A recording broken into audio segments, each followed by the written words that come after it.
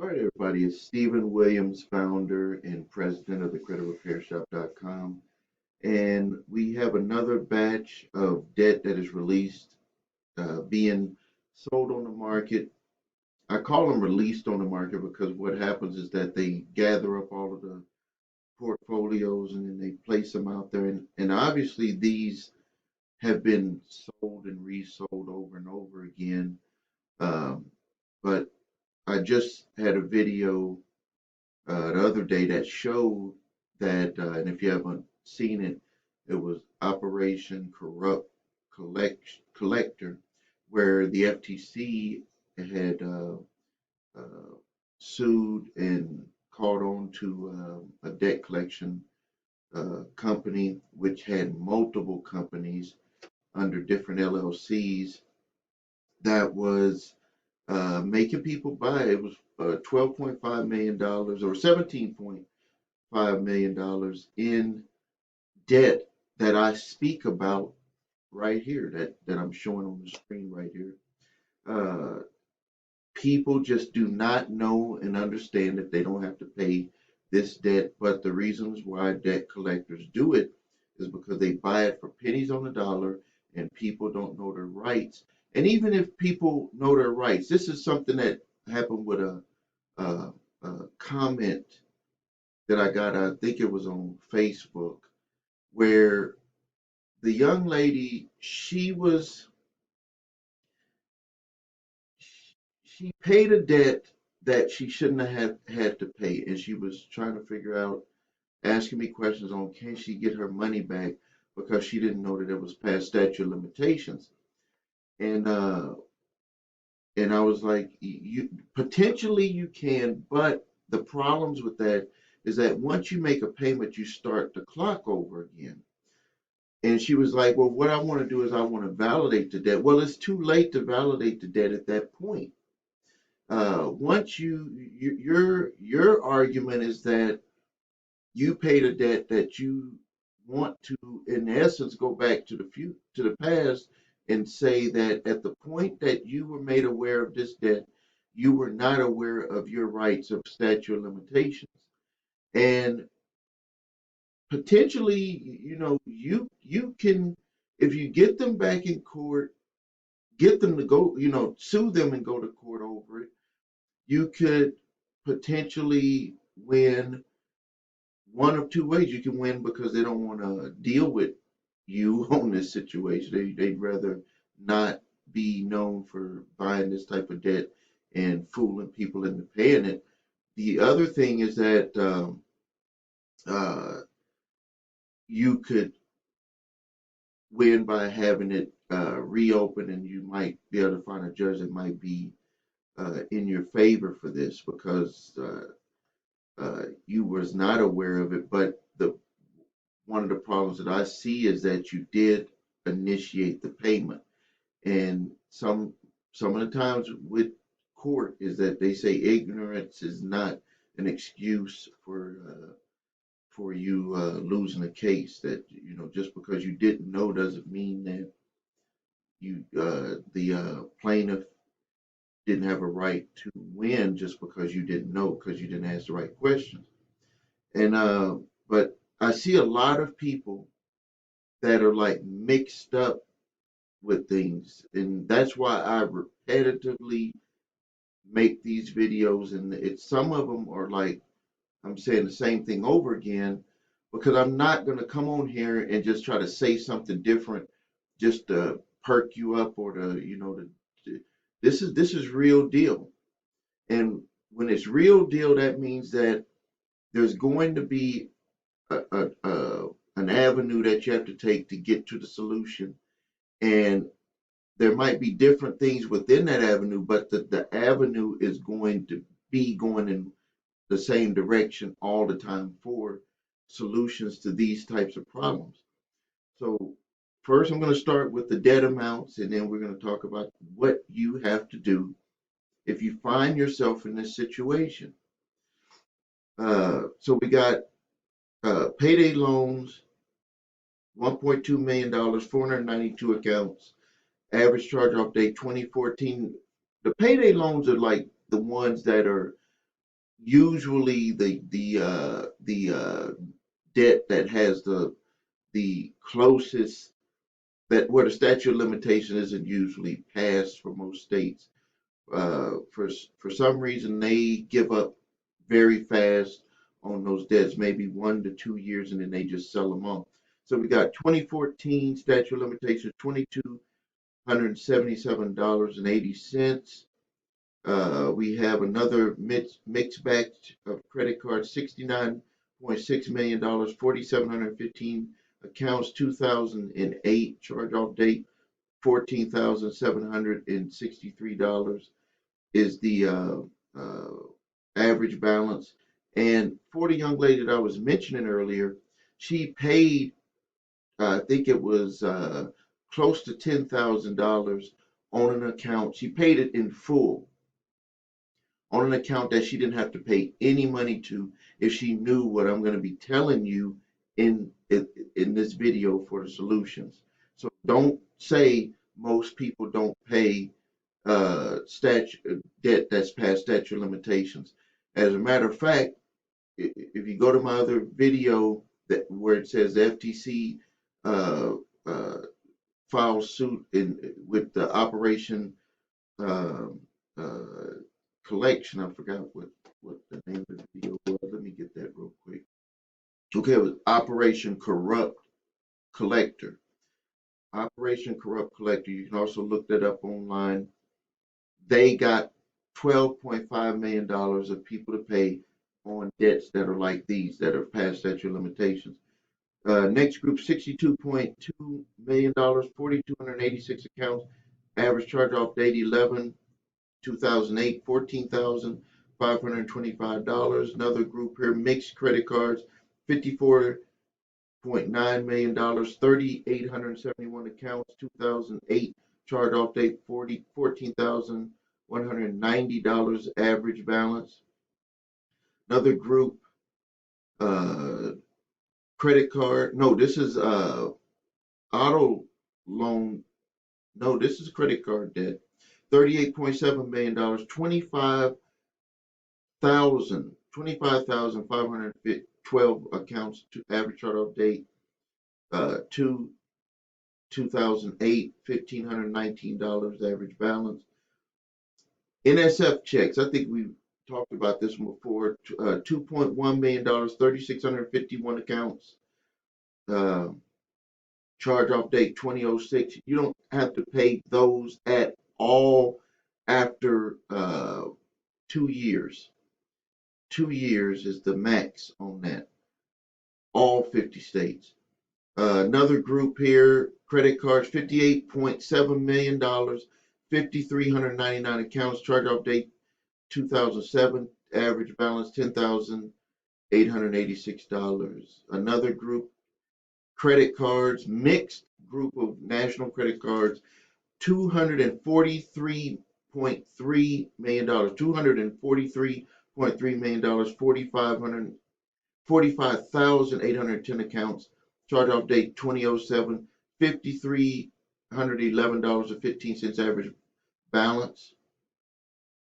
Another group of mixed credit cards, national banks, 13.5 million, 1,457 accounts, 2007 average charge off date, $9,317. Another mixed group of credit cards, 10.2 million, 8,784 accounts, 2006 charge off date, $1,168.25 average balance. Another group, 15.2 million, 11,360 accounts, chart off date 2008, $1,341 average account balance. Another group, $28.7 million, 31,127 accounts, 2005 average charge off date 923. And another mixed group of credit cards, $40.3 million, 45,910 accounts. Average charge-off date 2008 to 2015, $1,341 average balance. Okay, let's talk about the solution. First thing you do, um, let's take it from the beginning. What these companies are going to do, they're going to use what's called a skip tracer. This is technology that all three credit reporting agencies offer as a membership to debt collectors. They're going to skip trace and find out your history. Number two, they're going to look at your social media account because if you watch my video yesterday, uh, they are allowed to reach out. And the name of that video is Debt Collectors Can Now Reach Out on by text and Facebook to you. So they're going to look at your lifestyle on social media and they're going to say, well, they're going to match all of that together and they're going to say, this is a good candidate for us to try to uh, get money from. We can sue them to the max, get a garnishment, and get 100% of the money that they owe us. So what they're going to do is they're going to send out a demand letter. You have 30 days to respond to that demand letter. If you do not respond to that demand letter, you give them the permission, the legal right to place on your credit reports that you owe this debt collector this amount of money. Then they're going to take it to step two. If you do not respond to that letter, they're going to put that on your credit. Then they're going to go to step two. They're going to start calling you, start texting you, start reaching out on Facebook. They can reach out to your friends on Facebook. They can call your job and ask for you. They can do all of these things to get you in an uproar, to get you upset, to get you to try to pay this money. They can do all these things to you. They can text you now, very intrusive, but they can do all of these things. And if they choose to, they can uh, uh, put a court summons for you and have you go to court. And if you don't respond to that court summons and you don't go to court, they get a default judgment. Next step, they go back to court and then they get a garnishment order and then they're taking your money and there's nothing you can do about it unless you do what I'm about to tell you. First, when you get that demand letter from a debt collection company, is you need to go and look at your credit reports to see when the original charge off date was for that original creditor that they purchased the debt from. The only way you're going to know that, because I know, because the memory leaves us when it's out of sight, out of mind. You're going to think you know, but you need to know because it's very important. Go to my websites if you do not have your credit reports, all three, because it may not be reported to all three. Go get your credit reports to see when the original charge off date was for that particular debt. And then if you go and you look and see what is the statute of limitations for collecting the debt in your state. And if you don't know that, let's go with number one. Go to my website, your order number, threescores.com. Get your credit reports. I really appreciate it if you get it from there, especially if you're going to end up working with me, because we need to get all of the data. Go there, get the information, find out everything that you can about the original creditor. If you think you don't know who the original creditor is, on that demand letter that they send you, it will show you who the original creditor was. It's either going to be in the middle, the top left, somewhere on there. It's going to have the original creditor's name in that account, probably the last four or the first six, and then it'll have the debt collector's reference number. You need to find out who that original creditor was, look on your credit report, see when the original charge off date was on there. Then go look and see the statute of limitations for your state for legally collecting the debt. If it's past the statute of limitations, all you have to do is send them a letter to cease all collection activities because the debt is past statute of limitations. You don't know how to construct that letter, it's very simple. All you have to do is click the link below this video, get that letter. I give you two letters. I give you a debt validation letter and I give you a cease collection activities due to statute of limitations letter.